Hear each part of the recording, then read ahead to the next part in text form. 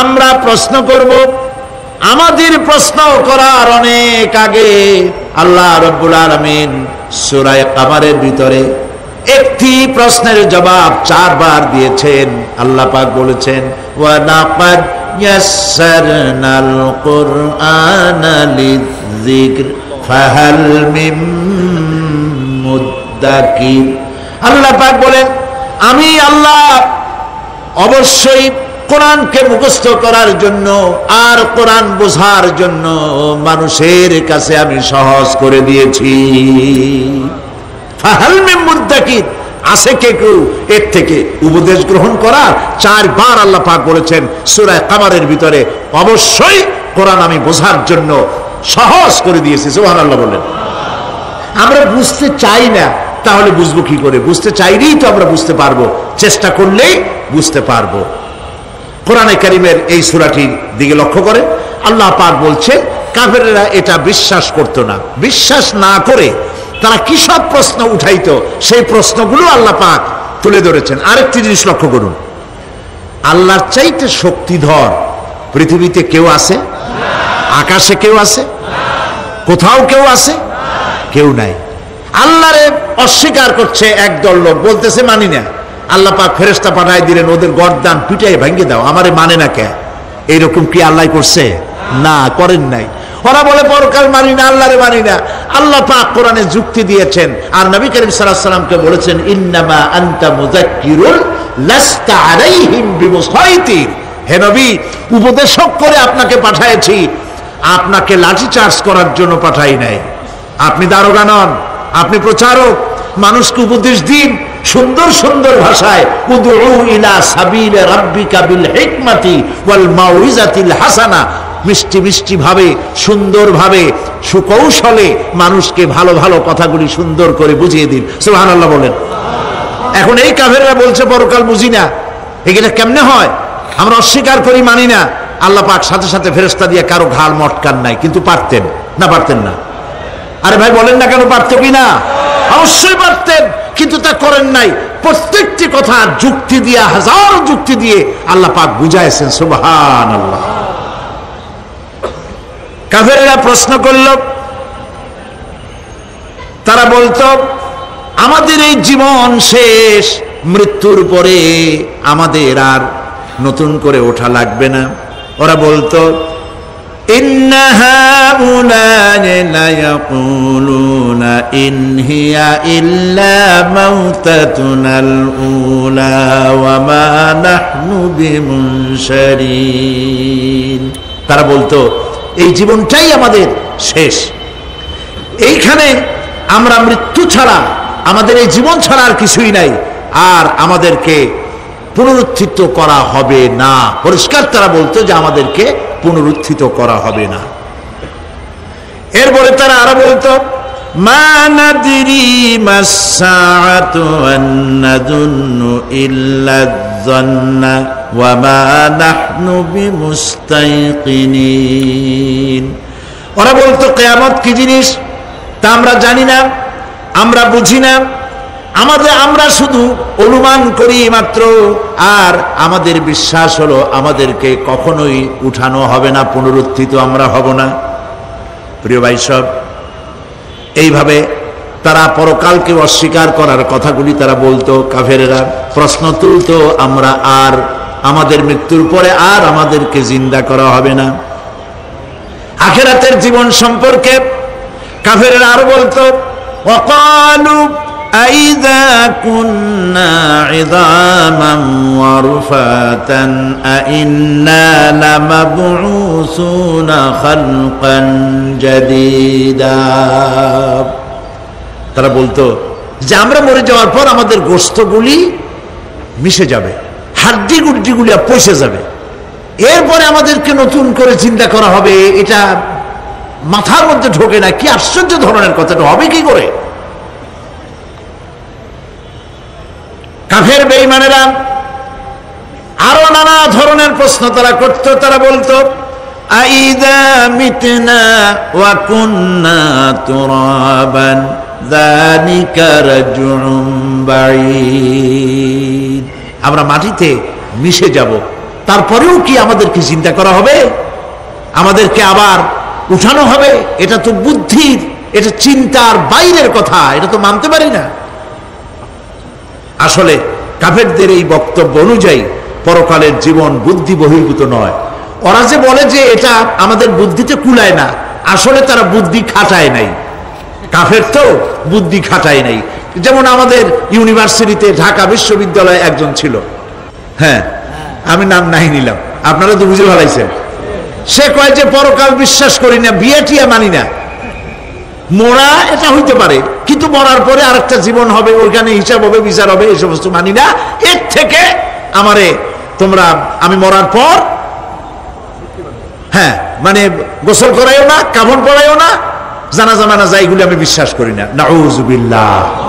কত বড় কপাল পোড়া, কত বড় কপাল পোড়া। ও মরার পর তার এই চিন্তা সম্পর্কে যখন আমি জানতে পেরেছি, আমার ধারণা হয়েছে ওই লোকটার উপরে আমার খুব দুঃখ হয় না। যেরকম কত কাফের আসছে, কত নাস্তিক আসছে, বিদায় হয়ে গেছে, এগুলো কোনো ব্যাপার না দুনিয়ার ইতিহাসে। সব থেকে বড় ব্যাপার হলো এই লোকটি বাংলা বিভাগে বছরের পর বছর, যুগের পর যুগ শিক্ষকতা করেছে ঢাকা বিশ্ববিদ্যালয়ে। সে কত সোনার টুকরা ছেলেকে কয়লার খড়ি বানায় দিয়েছে। এই জন্য বিশ্ববিদ্যালয়ে যারা চাকরি করে সরকারের দেখা উচিত কাদেরকে চাকরি, সেখানে শিক্ষকতা করার জন্য কাদেরকে নিয়োগ করা হচ্ছে, তারা নামাজি কিনা, তারা পরিষ্কার কিনা, তারা জেনাকার কিনা, তারা মদ খায় কিনা, তারা শয়তানি করে কিনা, দেখে শুনে ভালো মানুষ দেওয়া উচিত।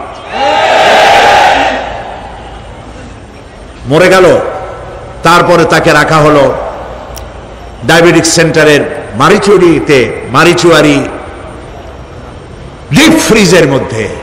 তিনি বলে গেলেন আমি মরার পর আমাকে মেডিকেল কলেজে পাঠায় দিও, তারা আমারে কাটা ছেঁড়া করিয়া তারপরে অপারেশন শিখবে।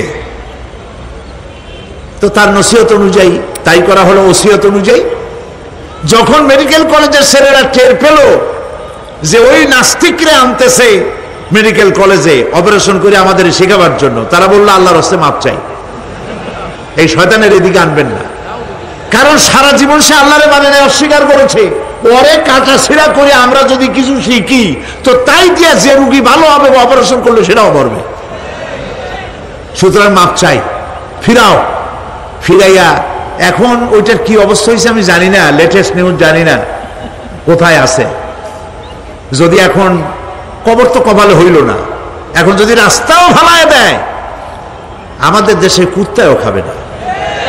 কারণ কুত্তাগুলি আমাদের দেশে এত অভদ্র না যে এত পচা বাসি লাশ খাবে, ওদেরও একটা রুচি টুচি আছে। প্রিয় ভাই সব, এদের চিন্তা, এদের বুদ্ধি হলো, এদের বুদ্ধি সীমিত বুদ্ধি। আর আল্লাহ কোরআনে বুদ্ধির কথা বলেন নাই, আল্লাহ বলেছেন জ্ঞানের কথা। আর ওরা হলো বুদ্ধিজীবী। ওরা কি জীবী কর? বুদ্ধিজীবী। আচ্ছা আপনারা একটা প্রশ্নের জবাব দেন তো, দুনিয়ার সব থেকে বড় বুদ্ধিজীবী কেনা? মাশাআল্লাহ, আপনাদের ওয়াজ না শুনলেও হবে, আপনারা তো জানি ফেলেছেন সব। সব থেকে বড় বুদ্ধিজীবীর নাম হলো শয়তান।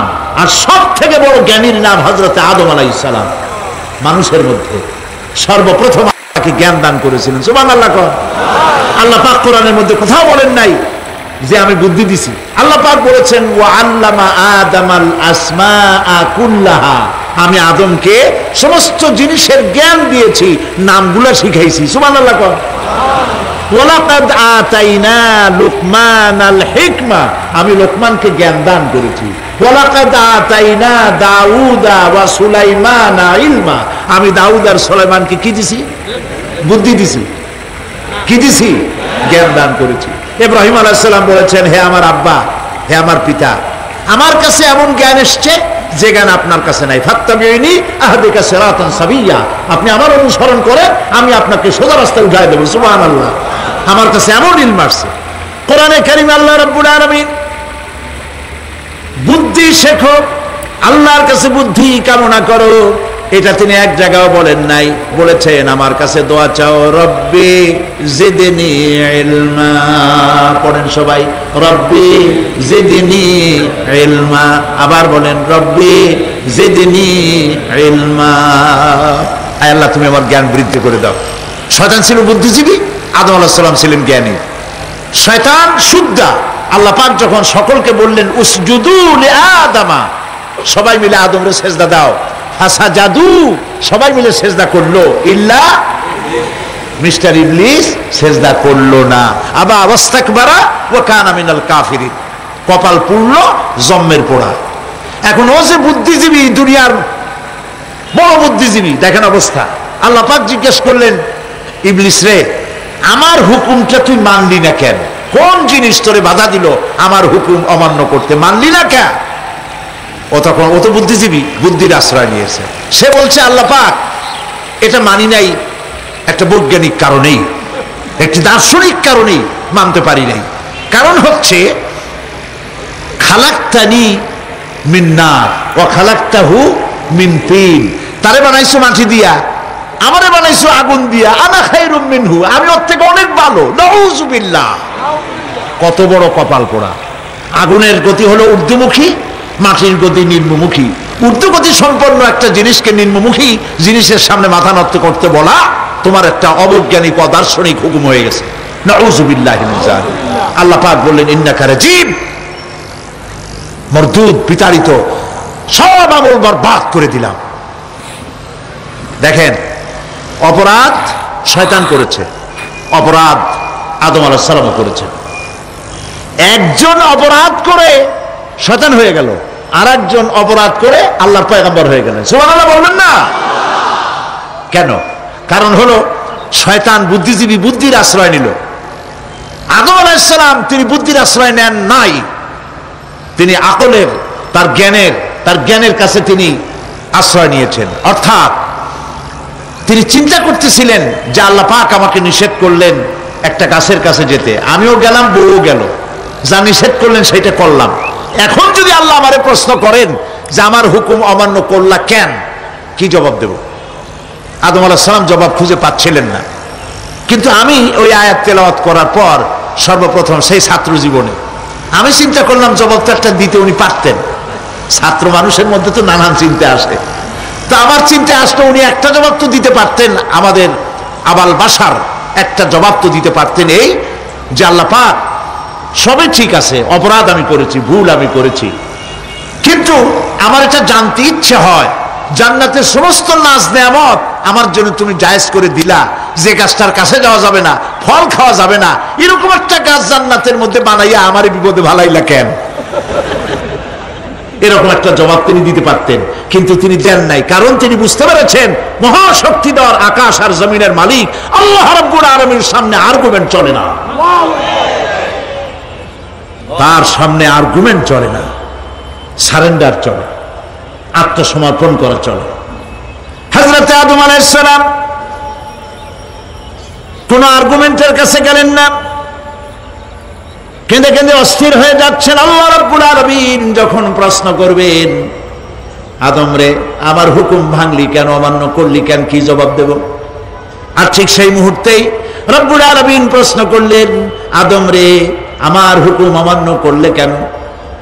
হযরত আদম আলাইহিস সালাম কোন বুদ্ধির আশ্রয় না নিয়া তার জ্ঞান তাকে বলে দিল, আল্লাহ তাকে কালেমা শিখায় দিলেন। উদ্বুদ্ধ হয়ে তিনি আল্লাহ রাব্বুল আলামিনের সামনে মাথা নত করে দিয়ে বললেন, রব্বানা যালামনা আনফুসানা ওয়া ইল্লাম তাগফির লানা ওয়া তারহামনা লানাকুনান্না মিনাল খাসিরিন। রব্বানা যালামনা, হে আল্লাহ, আমি আমার নফসের পরে, যালামনা আনফুসানা, আমি আমার নফসের পরে জুলম করেছি, অত্যাচার করেছি। ওয়া ইল্লাম তাগফির লানা, তুমি যদি আমাকে ক্ষমা না করো। জ্ঞান কত দেখেন, শুধু ক্ষমা চান নাই, বলেছেন তুমি যদি আমাকে ক্ষমা না করো, ওয়া তারহামনা, আর যদি দয়া না করো, লানাকুনান্না মিনাল খাসিরিন, আমি ক্ষতিগ্রস্ত হয়ে যাব। কতটা জ্ঞানের অধিকারী তিনি! তিনি এটা বললেন না যে শুধু মাফ করে দাও, শুধু মাফ করলে হবে না, মাফও করা লাগবে, আর আগে যেমন দয়া করতে আসলেও করতে আসলেও করা লাগবে। সুবহানাল্লাহ। আল্লাহ পাক রাজি হয়ে গেলেন, রাজি হন নাই? আল্লাহ রাব্বুল আলামিন হযরত আদম আলাইহিস সালামকে শুধু ক্ষমা করলেন না, ক্ষমাও করলেন, আর নবীর মর্যাদা দিয়ে আল্লাহ রাব্বুল আলামিন দুনিয়ায় পাঠাইয়া দিলেন। সুতরাং বুদ্ধি দিয়ে কাফেরেরা বুদ্ধির আশ্রয় গ্রহণ করে সর্বনাশ করেছে যে পরকাল হইতে পারে না, মরে যাবো আবার উঠবো, আবার এই শরীর কেমনে তৈরি হবে, এইটা তাদের বুদ্ধিতে কুলায় নাই। কিন্তু বুদ্ধি দিয়া চিন্তা করলে বোঝা যাইতো যে হ্যাঁ পরকাল একটা হইতে পারে। আর একটা কথা বলি, সেটা হলো এই, বহুত মানুষ আছে পরকাল বিশ্বাস করে না, আছে না? এমন আছে। এখন আমরা বিশ্বাস করি পরকাল, আমরা কারা কারা বিশ্বাস করি হাত উঁচু করে দেখান তো। আলহামদুলিল্লাহ বলি, বলেন আলহামদুলিল্লাহ। এখন যারা বিশ্বাস করে না তাদেরকে জানাতে চাই, আমরা যারা পরকালে বিশ্বাস করি, তাহলে পরকাল যদি না হয়, কিয়ামত যদি না হয়, বিচার আচার যদি কিছু না হয়, আমরাও বেঁচে গেলাম, আপনারাও বেঁচে গেলেন। কিন্তু সত্য সত্যই যদি পরকাল একটা হয়, বিচার যদি হয়, আমরা বেঁচে যাবো, ফেসে যাবা তোমরা। প্রিয় ভাই সব, আল্লাহ রাব্বুল আলামিন সুন্দর করে বুঝাচ্ছেন, দেখো পরকাল কেন হবে, এটা বুদ্ধি দিয়ে চিন্তা করো, জ্ঞান দিয়ে চিন্তা করো। সারা বছর ব্যবসা করার পর হিসাব নিকাশের একটা দিন আসে, আসে না? পড়েন আসে কিনা? হিসাব নিকাশের একটা দিন আসে সারা বছর ব্যবসা করার পর, সারা বছর লেখাপড়া করার পর, তারপরে কি বলে পরীক্ষা দেওয়ার একটা দিন আসে, আসে না? তো সারা জীবন আপনি এখানে কাজবাজ করবেন, এখানে আপনি ভালো করলেন মন্দ করলেন, এর কোনো জবাব হবে না, বিচার হবে না। এটা পাগলে চিন্তা করতে পারে, আর পাগলেরা চিন্তা করে বলেই তারা বলে, পাগলেরই এটা কথা, মাটির পুতুল যেমনে নাচায় তেমনি নাচি, পুতুলের কি দোষ।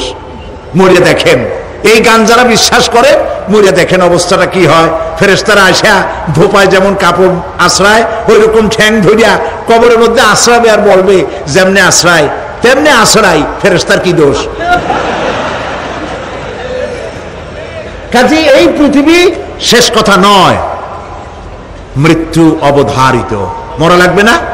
এবার দেখেন আল্লাহ কি বলেন, আল্লাযী খালাকাল মাউতা ওয়াল হায়াতা লিয়াবলুয়াকুম আইয়ুকুম আহসানু আমালা। আল্লাহ পাক বলছেন, আমি মৃত্যু আর জীবন সৃষ্টি করেছি। কেন করেছি লক্ষ্য করুন, লিয়াবলুয়াকুম, যাতে করে আমি তোমাদেরকে পরীক্ষা করে নিতে পারি। কি ব্যাপারে? আইয়ুকুম আহসানু আমালা, আমলের দিক থেকে, নেক কাজের মধ্য থেকে, ভালো কাজ এবং খারাপ কাজের মধ্য থেকে, আইয়ুকুম আহসানু আমালা থেকে তোমাদের মধ্যে কে উত্তম, কে ভালো মানুষ, এইটার পরীক্ষা নেওয়ার জন্য আমি মৃত্যু আর জন্মের সৃষ্টি করেছি। প্রিয় ভাই সব খুব লক্ষ্য করুন, জন্ম আর মৃত্যু, জন্ম হলে মৃত্যু হবেই, না হবে না? এই যে একটা ডিউরেশন, একটি সময়, এই সময়টা হলো পরীক্ষার সময়। আমরা যারা পড়াশোনা করেছি, আপনারা পড়াশোনা করেছেন নিশ্চয়ই, কলেজে অথবা হাই স্কুল অথবা মাদ্রাসায় প্রতি বছর একটা করে পরীক্ষা আসে, আসে না পরীক্ষা? এই পরীক্ষার ডিউরেশন কত সময়? 3 ঘন্টা। কয় ঘন্টা বলে? 3 ঘন্টা। এই 3 ঘন্টা পরীক্ষা দিতে গিয়ে আপনারা কি কোনো ছাত্রকে দেখেছেন যে প্রশ্নপত্র সামনে নিয়ে গল্প করতেছে, প্রশ্নপত্র সামনে নিয়ে তাস খেলে, জুয়া খেলে, আর একদিকে তাকায় থাকে? প্রতিটি মুহূর্ত সে কাজে লাগাচ্ছে, প্রতি মুহূর্ত কাজে লাগাচ্ছে। 3 ঘন্টা পুরা হওয়ার 2 ঘন্টার মধ্যে পরীক্ষা তার শেষ হয়ে গেছে, কিন্তু সে চলে যাচ্ছে না, বাকি আরো 1 ঘন্টা আধা ঘন্টা রিভাইজ করতেছে। সে যা যা পরীক্ষা দিয়েছিল প্রশ্ন অনুযায়ী জবাবগুলি ঠিক হয়েছে কিনা সে মিলাই দেখে। কারণ কি? কারণ হলো এই পরীক্ষা যদি ফেল করি, বাপ মায়ের কষ্ট করা পয়সাগুলি বিফলে চলে যাবে, আমি চাকরি পাবো না, আমার জীবনটা 1 বছরের জন্য নষ্ট হয়ে যাবে। এই জন্য সে এত খাটাখাটনি করে পরীক্ষায় ভালো ফল করার জন্য সে পরীক্ষা দেয়, এবং পরীক্ষার রেজাল্ট এই পৃথিবীতেই হয়। ঠিক কিনা বলেন? খাতা দেখতে যতদিন লাগে তারপরে পরীক্ষা হয়। খুব লক্ষ্য করুন, আমাদেরও একটা পরীক্ষা চলতেছে এই পৃথিবীতে, সকলে। ওটা শিক্ষাঙ্গনের পরীক্ষা, এটা জীবনের পরীক্ষা।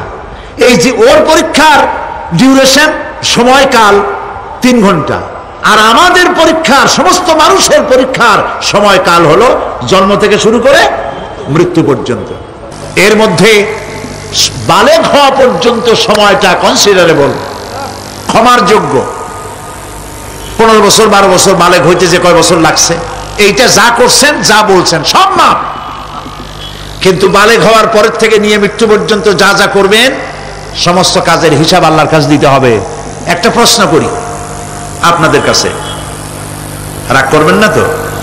বলবেন যে কথা বলতে তো আপনি আসছেন, আমাদের দিয়ে খাটান কেন, এরকম চিন্তা করবেন না তো? প্রশ্নটা হচ্ছে, বলেন তো দেখি পৃথিবীর মধ্যে সব চাইতে মূল্যবান জিনিস, দামি জিনিস কোনটা? হ্যাঁ, ইখতিলাফ হয়ে গিয়েছে, ইখতিলাফ হয়েছে। কেউ বলেছে যৌবন, কেউ বলেছে কোরআন, কেউ বলেছে ইসলাম। আর যারা বেশি বুদ্ধি রাখে তারা খামোশ, তারা কথা বলে নাই।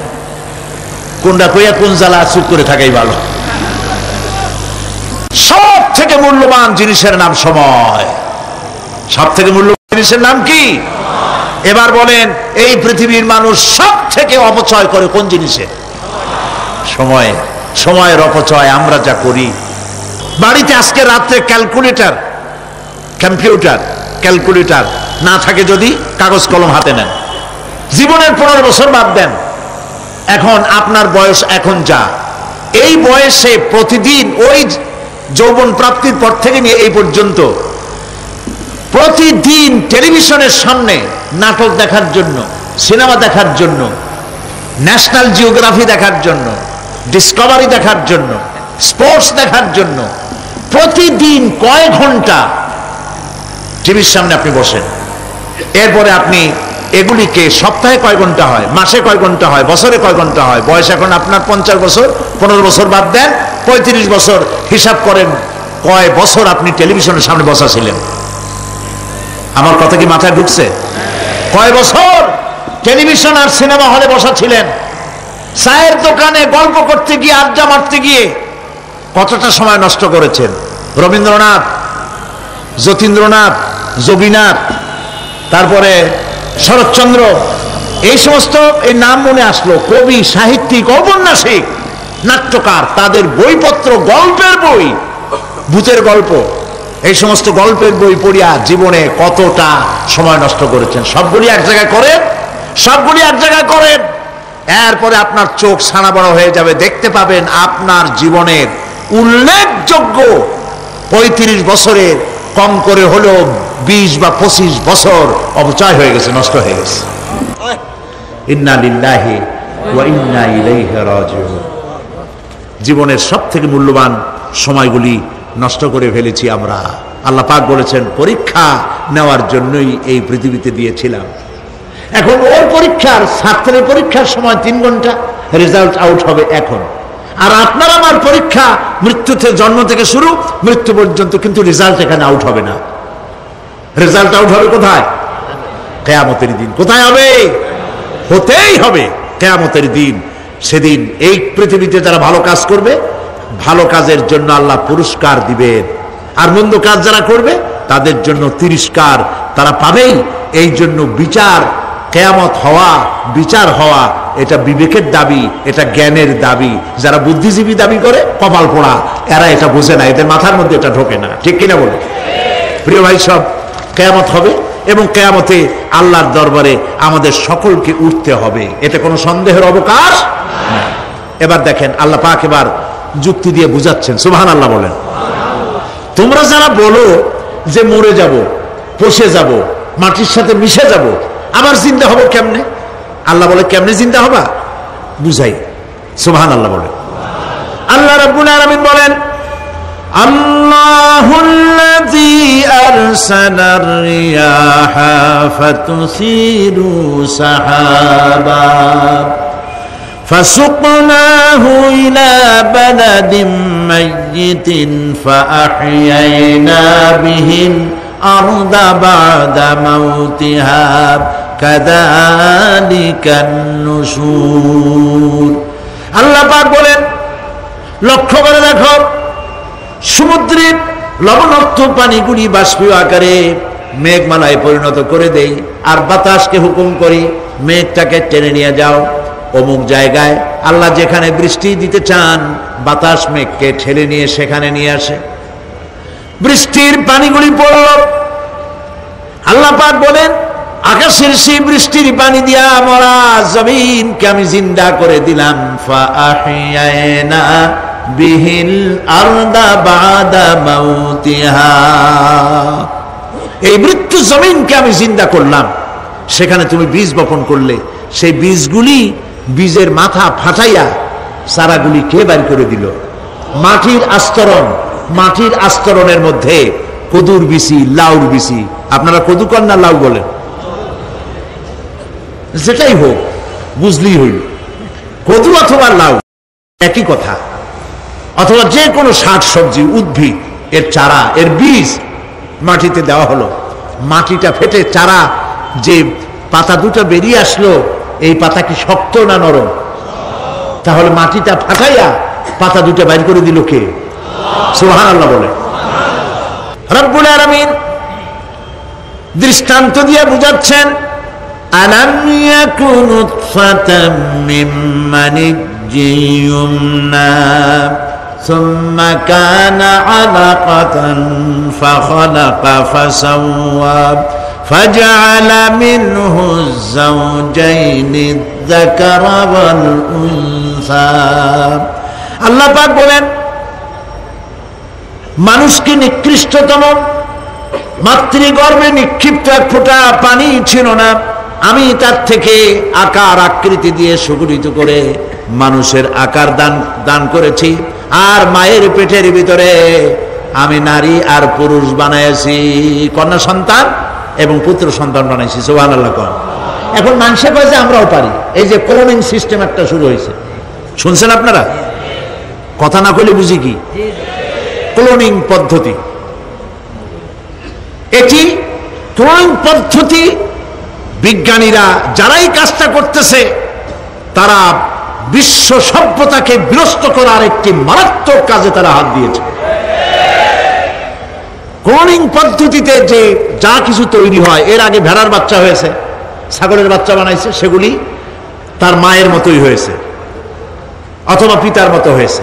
পিতার ডিএনএ নিয়ে একটা পুরুষ জাতীয় জন্তুর ডিএনএ অথবা স্ত্রী জাতীয় একটি জন্তুর ডিএনএ নিয়ে তারপরে বিশেষ প্রক্রিয়ার মাধ্যমে সন্তান, এই বাচ্চা উৎপাদনের ব্যবস্থা তারা শুরু করেছে পশু দিয়ে। এরপরে মানুষ এভাবে করা যায় কিনা সেই চিন্তা তারা করেছে। ইতিমধ্যে নাকি দুটো বাচ্চা হয়েছে, এটা সত্য না মিথ্যা এখনো যাচাই করা যায় নাই। কিন্তু পশুর থেকে যেগুলো হয়েছে সবগুলি রোগ নিয়ে আসছে পৃথিবীতে, গেল এক নম্বর কথা। দুই নম্বরে ডিএনএর মাধ্যমে যে মানব শিশু পয়দা হয় তার সবগুলি তার মায়ের অনুকরণে হয়। একেবারে অবিকল মায়ের চেহারা নিয়ে আসতেছে, অবিকল পিতার চেহারা নিয়ে আসতেছে। চিন্তা করুন, এই মেয়ে যখন বয়সপ্রাপ্তা হবে তখন তার পিতা কি করে বুঝবে তার বউ কোনটা আর মেয়ে কোনটা? উচিত হবে পৃথিবীর সমস্ত নেতৃবৃন্দ, বিশ্ব নেতৃবৃন্দের ঐক্যবদ্ধ হয়ে এই দুঃসাহসিক কাজকে বাধা দিয়ে বন্ধ করে দেওয়া উচিত। আল্লাহর সৃষ্টির সাথে পাল্লা দিতে গেলে ধ্বংস ছাড়া পথ থাকবে না। লক্ষ্য করেছেন? আপনি সাক্ষী দিলে আজ এক সাক্ষী দেবেন, কালকে বলবেন যে ওই সাক্ষী আমি দেইনি। আজকে সই করেছেন, কালকে বলবেন ওই সই আমি করি নাই। কিন্তু আল্লাহ রাব্বুল আলামিন আপনার ফিঙ্গারপ্রিন্ট, আপনার আঙ্গুলের ছাপ এমন করে দিয়েছেন, এই আঙ্গুল দিয়ে যদি কাগজের উপর একটা টিপ মারেন, টিপ সই করেন, আপনার বাবা কবর থেকে উঠে এসেও বলতে পারবে না যেটা আপনার না। আদম আলাইহিস সালাম থেকে নিয়ে আজ পর্যন্ত, আজ থেকে নিয়ে কিয়ামত পর্যন্ত যত মানুষ পৃথিবীতে এসেছে আর আসবে, কোন মানুষের আঙ্গুলের রেখার সঙ্গে আর একজন আঙ্গুলের রেখার মিল হবে না। এ হচ্ছে আমার আল্লাহর সৃষ্টি। সুবহানাল্লাহ। সুতরাং তিনি বলছেন আমি মাতৃগর্ভের ভিতরে সন্তান তৈরি করি, সেই সন্তানকে কোনটা কন্যা সন্তান, কোনটা পুত্র সন্তান আমি বানাই। এই কাজটা যিনি পারেন, এবার দেখেন সামনে কি বলতেছেন আল্লাহ। এই কাজটি যিনি করতেছেন, আলাইসা যালিকা বিকাদিরিন আলা আইয়ুহিয়াল মাউতা। এত বড় কাজ যিনি সম্পাদন করেছেন, এক ফোঁটা নাপাক পানি, এক ফোঁটা নিকৃষ্ট গান্দা পানি, যা শরীর থেকে নির্গত হলে পরে গোসল ফরজ হয়ে যায়, এমন এক ফোঁটা পানি দিয়ে তোমার জন্মের উৎপত্তি করেছি, আকার দিলাম, হাত দিলাম, পাও দিলাম, চোখ দিলাম, সুন্দর করে বানালাম, তারপরে পৃথিবীতে পাঠালাম। এরপরে তুমি কি করে মনে করতে পারো যে সেই আল্লাহ তোমার মৃত্যুর পরে আবার জিন্দা করতে পারবে না? আলাইসা যালিক, আল্লাহ পাক কি তোমাকে মৃত্যুর পরে, আলাইসা যালিকা বিকাদিরিন, আল্লাহ পাকের পক্ষে এটা কি সম্ভব নয় যে তোমার মৃত্যুর পরে আল্লাহ আবার চিন্তা করবেন? বলেন অবশ্যই পারবেন, বলেন অবশ্যই পারবেন। প্রিয় ভাই সব, আল্লাহ পাক এরপরে বলছেন, ইয়া আইয়ুহান নাসু ইন কুনতুম ফি রাইবিম মিনাল বা'সি ফাইন্না খালাকনাকুম মিন তুরাব। হে মানব সকল, যদি সন্দেহ হয় যে আমি তোমাদের পরকাল সম্পর্কে, যদি পুনরুত্থান সম্পর্কে যদি তোমাদের সন্দেহ হয়, জানা থাকা উচিত আমি তোমাদেরকে মাটি দিয়ে সৃষ্টি করেছি, মাটির উপকরণ দিয়ে সৃষ্টি করেছি। এই মাটির সাথে মিশে যাবা, আবার উঠানো হবে। মাটিতে কবরের মধ্যে মুর্দা রাখার সময় কি বলি আমরা?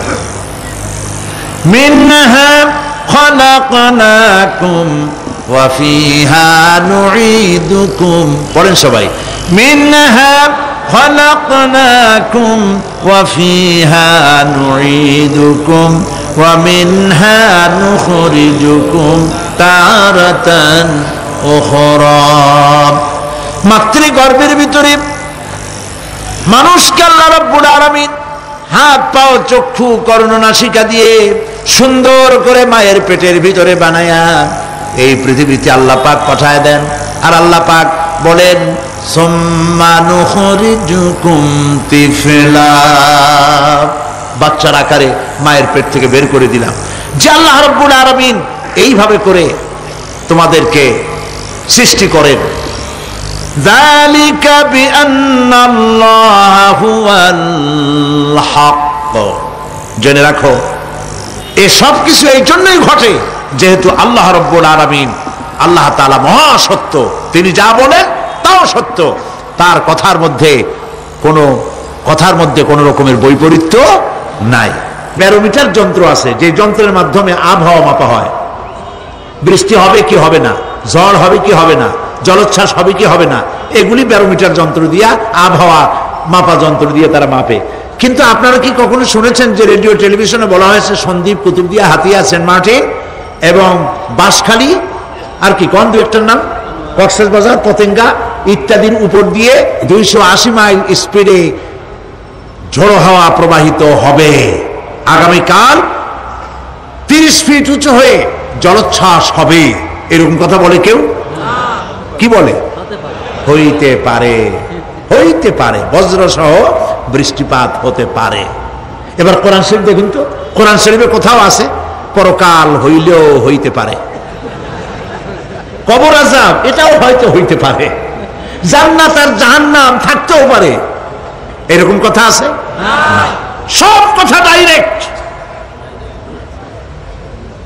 কোন কথার ভিতরে কোন রকমের বৈপরীত্য নাই।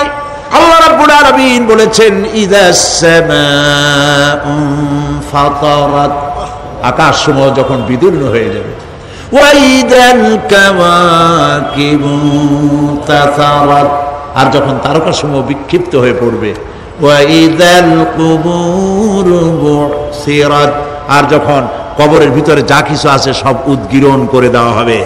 সমস্ত কথাগুলি ডাইরেক্ট। যালিকা বিআন্নাল্লাহা হুয়াল হক, যেহেতু আল্লাহ মহা সত্য। ওয়া মান আসতাকু মিনাল্লাহি কিলা, আর আল্লাহর চাইতে সত্যবাদী আর কে আছে? বলেন আছে কেউ? সে আল্লাহ রাব্বুল আলামিন বলেন, এত কিছু কাজ, এত সুন্দর ব্যবস্থাপনা করে যিনি করেন, ওয়া আন্নাহু ইউহিল মাউতা ওয়া আন্নাহু আলা কুল্লি শাইইন কাদির। সে আল্লাহ রাব্বুল আলামিন তোমাদেরকে তোমাদের মৃত্যুর পরে আবার জিন্দা করবেন, এতে সন্দেহ করার কোনো কারণ নাই। وأن الساعة آتية لا ريب فيها ওয়া আন্নাল্লাহা ইউবআসু মান ফিল কুবুর। আল্লাহ পাক বলছেন অবশ্যই কিয়ামত আসবে, তাকে কেউ বিন্দুমাত্র এতে কোনো সন্দেহ নাই।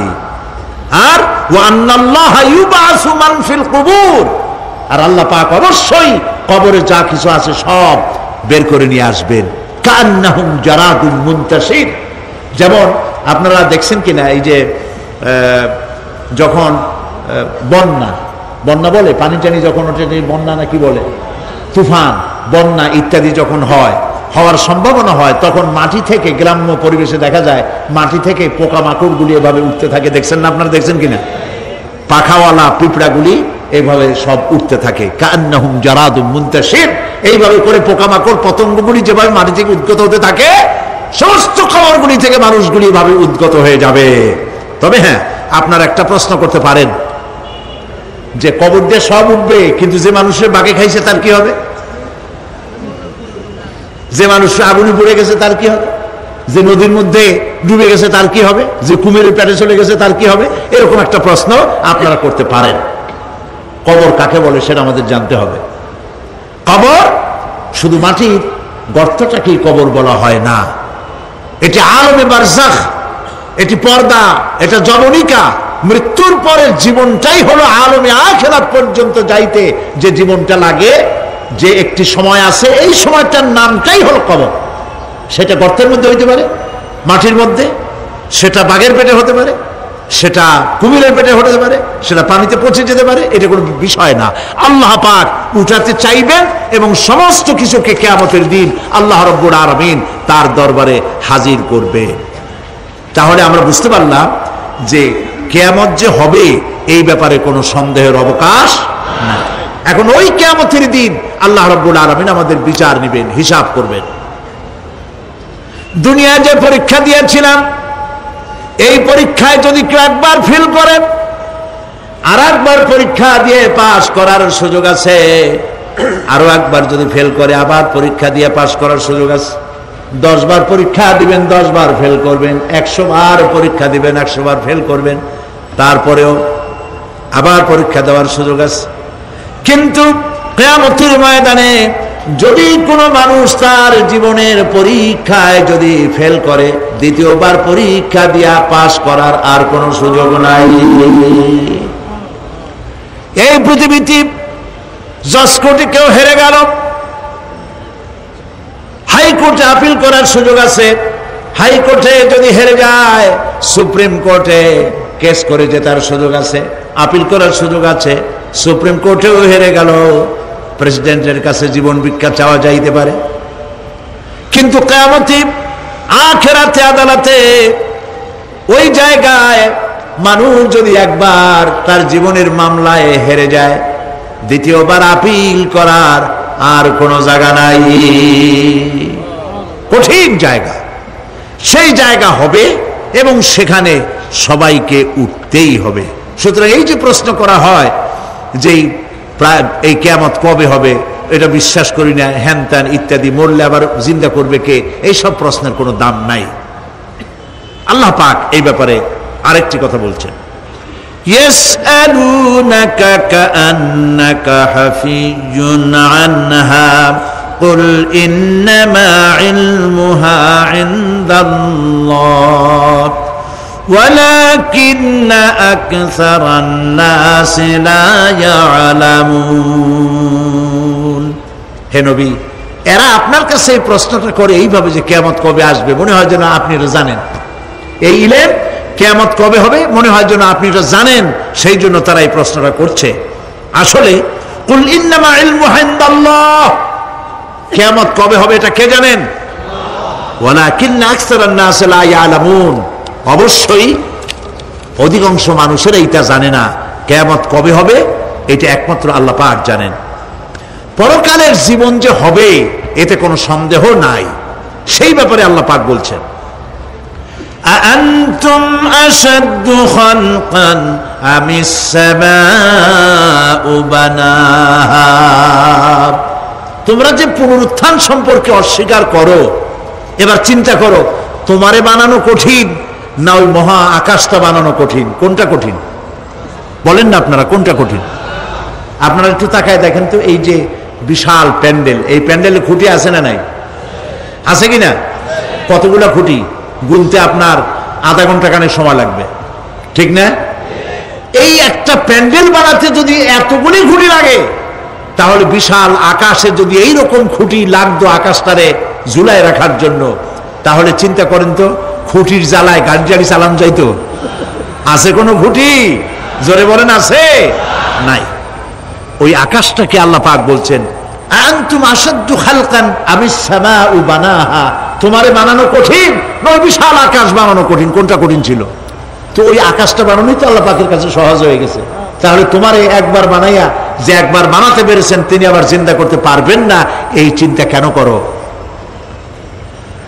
আল্লাহ রাব্বুল আলামিন কোরআনে কারীমের ভিতরে পরিষ্কার করে বলেছেন, ওরা বলে, কাফের বেঈমানেরা বলে, ক্বালা মান ইউহয়িল ইযামা ওয়া হিয়া রামীম, আমাদের হাড় গোড় যখন পচে যাবে, গলে যাবে, কে আমাদের জিন্দা করবে?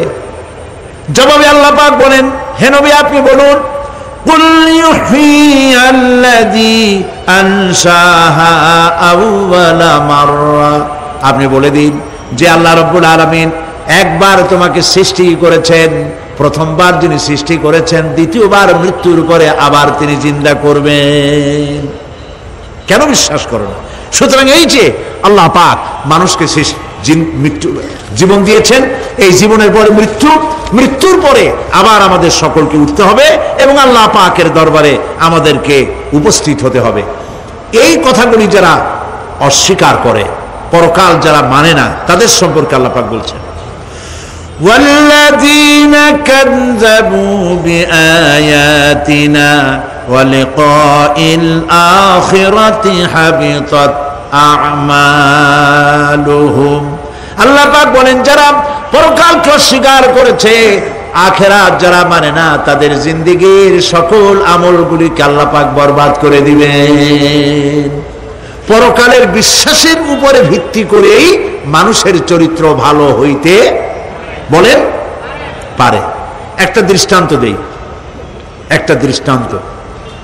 এই যে যারা চুরি করে, ডাকাতি করে, সন্ত্রাস করে মানুষ মারে, সন্ত্রাসগুলি করে কি জন্যে? এদের ধারণা নাই যে আল্লাহ পাক আমাদেরকে উঠাইতে পারবে, আমাদের মৃত্যু হবে, পরকালের চিন্তা নাই বলেই তারা এই কাজটা করে। রাতের আধারে কোটি কোটি টাকার অফার আসছে, কেউ দেখে না, এইখান থেকে, এই টাকার খাওয়া থেকে, অথবা জেনা করা থেকে, অথবা মদ পান করা থেকে গোল্ডেন অপরচুনিটি, সুযোগ আসছে, জেনা করা যায়, মদ খাওয়া যায়, টাকা নেওয়া যায়, অবৈধ টাকা। এই অপরাধ থেকে বাঁচাতে পারে একমাত্র পরকালের জবাবদেহিতা, আখিরাতের ভয়। আল্লাহর কাছে আমাকে জবাবদিহি করতে হবে, এই ভয় ছাড়া আর কোনো কিছুই মানুষের এই বিপদ থেকে মানুষের চরিত্র ভালো বানাইতে পারে না। মানুষের চরিত্র ভালো বানাবার জন্য এটাই হচ্ছে একমাত্র পথ। সেই জন্য আল্লাহ পাক আখিরাতের জীবন রেখেছেন, উঠতে সেখানে হবেই। এই পৃথিবীতে একবার যখন আসছি, আমাদেরকে জিন্দা আল্লাহ করবেন এবং সমস্ত কথাগুলির জবাব আল্লাহর কাছে দিতে হবে। আল্লাহ রাব্বুল আলামিন বলেন, ওয়াত্তুর ওয়া কিতাবিম মাসতুর ফি রাক্কিম মানশুর ওয়াল বাইতিল মা'মুর ওয়াস সাকফিল মারফু' ওয়াল বাহরিল মাসজুর ইন্না আযাবা রাব্বিকা লাওয়াকি' মা লাহু মিন দাফি'। সূরা তুর। আল্লাহ পাক বলছেন, তুর পাহাড়ের শপথ, তুর পাহাড়ের শপথ, সেই প্রকাশ্য পবিত্র গ্রন্থের শপথ যা লিপিবদ্ধ রয়েছে মুসলিম ঝিল্লিতে, চর্ম ঝিল্লিতে লিপিবদ্ধ রয়েছে। আরো শপথ বাইতুল মামুরের, আরো শপথ সুউচ্চ আকাশের, আরো শপথ উচ্ছ্বাসিত তরঙ্গায়িত সমুদ্রে। নিশ্চয়ই সেই আযাব আসবে। আযাব মানে কিয়ামত, সেই পরকাল অবশ্যই আসবে। মা লাহু মিন দাফি, এই শাস্তি থেকে, এই কিয়ামত আসা থেকে, এই কিয়ামত সংগঠিত হওয়া থেকে রোধ করার মতো ক্ষমতা কারো নাই। সুবহানাল্লাহ। এখন আল্লাহ পাক তুর পাহাড়ের কসম করছেন। তুর পর্বত হচ্ছে সেই পর্বতের কথাই ধরা যাক, যেখানে এটি ঐতিহাসিক পর্বত। হযরতে মূসা আলাইহিস সালামকে আল্লাহ রাব্বুল আলামিন যেখানে নবুয়তের শিরস্থান পড়িয়ে দিয়েছিলেন, তুর পাহাড়ের ভিতরে। অতুর সিনিন, তুর পাহাড়ের কসম আল্লাহ পাক বলছেন। এবং খোদায়ে আল্লাহ রাব্বুল আলামিনের সঙ্গে বিরোধিতা করার কারণে ফেরাউনকে এই তুর পাহাড়ের কাছেই লোহিত সাগরের মধ্যে, দরিয়ায় নীলের মধ্যে আল্লাহ পাক ডুবিয়ে মেরেছিলেন। এবং নির্যাতিত বনী ইসরাইলকে শাস্তি দেওয়ার চূড়ান্ত সিদ্ধান্ত এই তুর পাহাড়েই আল্লাহ পাক দিয়েছিলেন। আল্লাহ বলছেন, আমি সেই তুর পাহাড়ের কসম করি। ওয়া কিতাবিম মাসতুর, এবং পবিত্র গ্রন্থের শপথ, যেই গ্রন্থগুলি নাজিল হয়েছে নবীদের উপরে, ইনজিল, তাওরাত, জাবুর, কোরআন, এই কিতাবগুলির কসম করি। সুবহানাল্লাহ। কোরআনের কসম করি, আল্লাহ পাক বলছেন এই কিতাবগুলির কসম করছি। তুর পাহাড়ের কসম করছি, কিতাবগুলির কসম করছি। ওয়াল বাইতুল মামুর, আর বাইতুল মামুরের কসম করছি। সেটা কি? আকাশের প্রত্যেকটি আকাশে একটি করে বাইতুল মামুর আছে। ওই আকাশের ফেরেশতারা এই বাইতুল মামুরকে কেন্দ্র করে আল্লাহ রাব্বুল আলামিনকে সেজদা দেয়। আল্লাহ পাক হযরত আদম আলাইহিস সালামকে বলেছিলেন, একটি ঘর বানাও, বাইতুল মামুরের নিচে বানাও। তিনি বললেন, আমি তো জানি না বাইতুল মামুর কোথায়। হযরতে জিবরাইলকে পাঠানো হলো। বাইতুল মামুর আকাশের যেখানে আছে, ঠিক সেই সোজা বর্তমানে মক্কা শরীফে যে কাবা শরীফ যা আছে, অবিকল আল্লাহ পাকের আকাশে বাইতুল মামুর যেখানে, তার সরাসরি নিচেই কাবা শরীফ স্থাপিত হয়েছে। আল্লাহ রাব্বুল আলামিন বলছেন, আমি এই বাইতুল মামুরের কসম করছি। এরপরে আল্লাহ পাক বলছেন যে ফেরেশতারা যে বাইতুল মামুরকে তাওয়াফ করে এবং আল্লাহ পাকের ইবাদত করে, সেই বাইতুল মামুরের কসম। ওয়াস-সাকফিল মারফু, সুউচ্চ আকাশের কসম। এই আকাশ আল্লাহ পাক সৃষ্টি করেছেন বিগাইরে আমাদিন, কোন রকমের কোন খুঁটি ছাড়াই। সুবহানাল্লাহ বলি আমরা। এই বিশাল আকাশ সম্পর্কে ওই যে বুদ্ধিজীবী যারা, কোরআনের জ্ঞান যাদের কাছে নাই, তারা বলে যে আকাশ বলতে কিছু নাই, ওইটা একটা নীলা নীলা, বহু দূর, সেই জন্য নীলা নীলা দেখা যায়। এই পৃথিবী সম্পর্কেও তাদের ধারণা এই পৃথিবীও কিছু না, এটা হলো ওই যে কি বলে, সূর্যের কাছের থেকে একটা উজ্জ্বল জ্যোতিষ্ক খুব ফোর্সে যাচ্ছিল, এই ফোর্স সহ্য করতে না পেরে সূর্যের একটি অংশ মহাশূন্যের উপরে ছিটকে পড়ল, ঘুরতে ঘুরতে পৃথিবীর আকার ধারণ করেছে। এই হলো ওদের ধারণা। অ্যাক্সিডেন্টের মাধ্যমে নাকি এই পৃথিবী হয়েছে। মূল কথা হলো, এইভাবে করে যদি কোনো একটা গ্রহ উজ্জ্বল জ্যোতিষ্ক যাওয়ার কারণে পৃথিবী হয়ে থাকে, তাহলে এখন তো পৃথিবীতে মানুষ ধরতেছে না, মানুষ তো অনেক বেশি বেড়ে গেছে, তাহলে আর একটা জ্যোতিষ্ক দয়া করে সূর্যের পাশ দিয়ে যাইয়া আর একটা খণ্ড হালাই দিয়া আর একটা পৃথিবী বানায় না কেন? প্রিয় ভাই সব, আল্লাহ পাক বলছেন ওয়াস-সাকফিল মারফু, আমি এই বিশাল আকাশের কসম করি। সুবহানাল্লাহ। এরপরে ওয়াল বাহরিল মাসজুর, পৃথিবীতে প্রবাহিত উচ্ছ্বসিত তরঙ্গায়িত সমুদ্র রাজির কসম করি। সুবহানাল্লাহ। আচ্ছা বলেন তো, এই পৃথিবী এর নিচে কি? এই পৃথিবীর নিচে কি? এই পৃথিবী মহাশূন্যের উপরে ঘুরছে। লক্ষ্য করেন আল্লাহর কত বড় শক্তি। আটলান্টিক মহাসাগর কোথায় বলতে পারবেন না? এই পৃথিবীতে। আটলান্টিক মহাসাগর কোথায়? এই পৃথিবীতে। আটলান্টিক মহাসাগর, প্রশান্ত মহাসাগর, ভূমধ্য সাগর, যত সাগর আর মহাসাগর সব এই পৃথিবীতে। এই পৃথিবী অসংখ্য পাহাড়, অসংখ্য সমুদ্র আর অসংখ্য মানবরাজি নিয়ে লাটিমের মতো ঘুরতেছে। সুবহানাল্লাহ। মহাশূন্যের উপরে, মহাশূন্যের উপরে লাটিম যেমন ঘোরে, পৃথিবী তেমন ঘোরে, অথচ মানুষগুলো ছিটকে পড়ে যায় না, পানিগুলি উড়ে কোথাও পড়ে যায় না।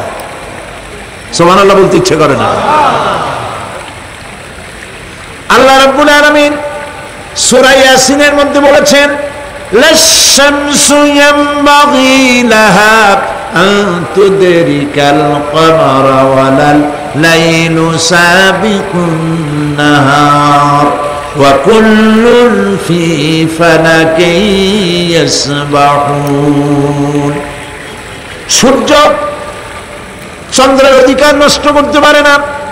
রাত দুপুরের সময় সূর্য উঠবে না, দিনের দুপুর বেলায় চন্দ্র উদিত হয়ে সূর্যের আলোকে নিষ্প্রভ করতে পারে না। চন্দ্র সূর্যের আগে যেতে পারে না, সূর্য চন্দ্রের আগে যেতে পারে না, কারো গায়ে কারো ধাক্কা লাগে না। অসংখ্য তারকারাজি উড়ে বেড়াতেছে, কারো সাথে কারো কোনো ধাক্কা নাই, কোনো সংঘর্ষ নাই। মহাশূন্যের উপরে সূর্য চন্দ্র যেমন ঘোরে, ওয়া কুল্লুন ফি ফালাকি ইয়াসবাহুন। চাঁদ আর সূর্য যেমন ঘোরে, মহাশূন্যে যা আছে তাও ঘোরে। এই পৃথিবীটা মহাশূন্যের উপরে, গোটা পৃথিবী সমস্ত সমুদ্র আর মহাসমুদ্র নিয়ে সব ঘুরতেছে। সুবহানাল্লাহ। ওয়াল বাহরিল মাসজুর, তরঙ্গায়িত উচ্ছ্বসিত সমুদ্র রাজির কসম করি, সমুদ্র সন্দ্বীপ যাওয়ার সময় কেমন অবস্থা হয় যদি তুফানে পড়ে। দাল্লা মান তাদউনা ইল্লা ইয়াহু, সকলের কথা মানুষ ভুলে যায়। মৌজুন কাল জিবাল, পাহাড়ের মতো যখন ঢেউগুলো আসতে থাকে সবাই সব ভুলে যায়, তখন মনে পড়ে শুধু আল্লাহ। কি মনে পড়ে? আল্লাহ। আল্লাহ কত বড়, সমুদ্রের কাছে যাই দেখেন। সুবহানাল্লাহ। এই বিশাল বিশাল সমুদ্র রাজির কসম করছি।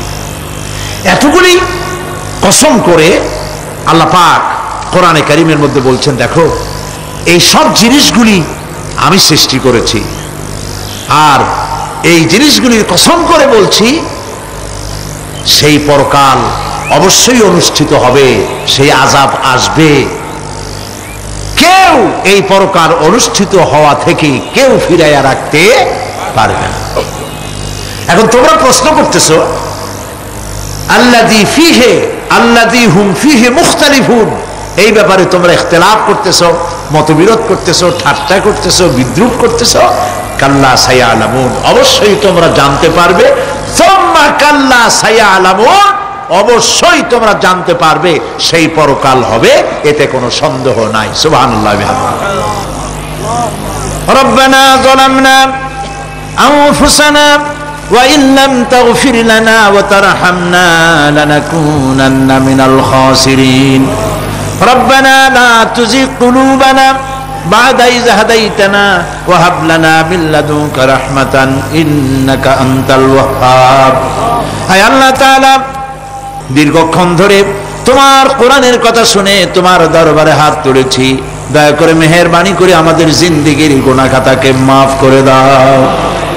আমাদের মা বাপ মুরব্বিয়ান যারা কবরে চলে গেছে, আল্লাহ তাআলা কবরগুলিকে জান্নাতের টুকরায় পরিণত করে দাও। রব্বুল আলামিন, যেই পরকালের কথা